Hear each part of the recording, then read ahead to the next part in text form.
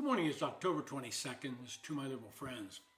The Democrats seem to be banking on a blue wave during the midterm elections next year, and I would caution them to be a bit wary.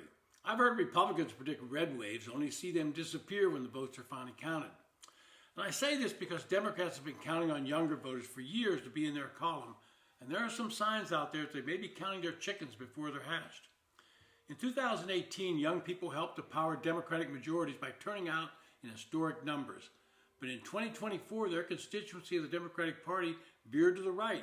Young men especially turned their back on Democrats, and even lectures from the likes of Barack Obama could not stop young black men from spurning his party.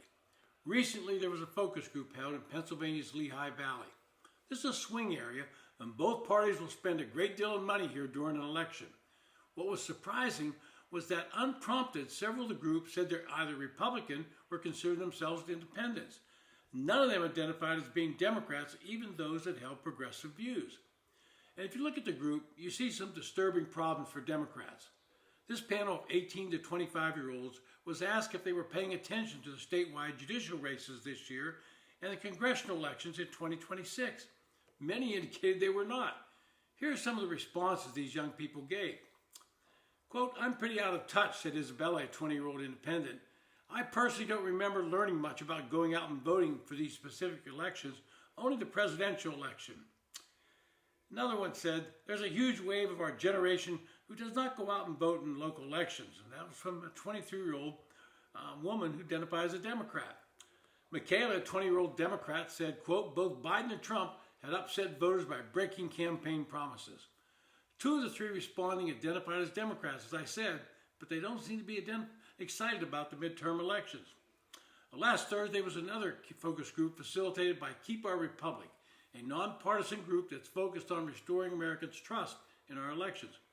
Now, I don't want to put too much on small focus groups because they're statistically insignificant samples, but you can glean some information from the responses from the participants.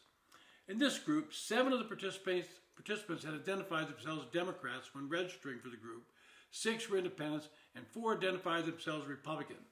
Once again, some of the responses give us a glimpse into how these Gen Z young people are viewing the political scene.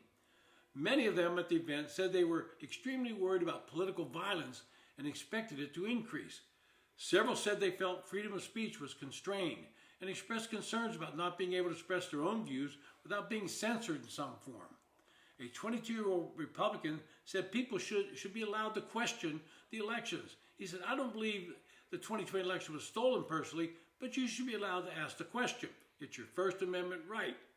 Several of those participating said they were dissatisfied with the current two-party system and that both parties did not seem to care enough about the issues that affected their own lives. A 23-year-old Democrat said, quote, "He completely stopped paying attention to social media because he finds it intentionally inflammatory." When asked where he gets his news, his answer was a bit shocking. He goes, "I don't." These focus groups are not definitive, as I said, but they're providing political insiders with some important information, and it's why I caution Democrats on their blue wave. If they're counting on this young vote to come out in waves for them, they may be surprised. Most political experts are watching how so many of the younger generation are flocking to the chapters of Turning Point USA in the aftermath of the assassination of Charlie Kirk. They're watching this because if this conservative group can mobilize these young people to the voting booths of the nation, then Democrats might be in for a shock when the pollsters start to tally the vote by young people. Researchers have found the Gen Z generation was negatively affected by the pandemic and feel a sense of loneliness. The party that can provide them with a sense of inclusion will be the one winning their votes. This has been To My Liberal Friends. Thanks for listening.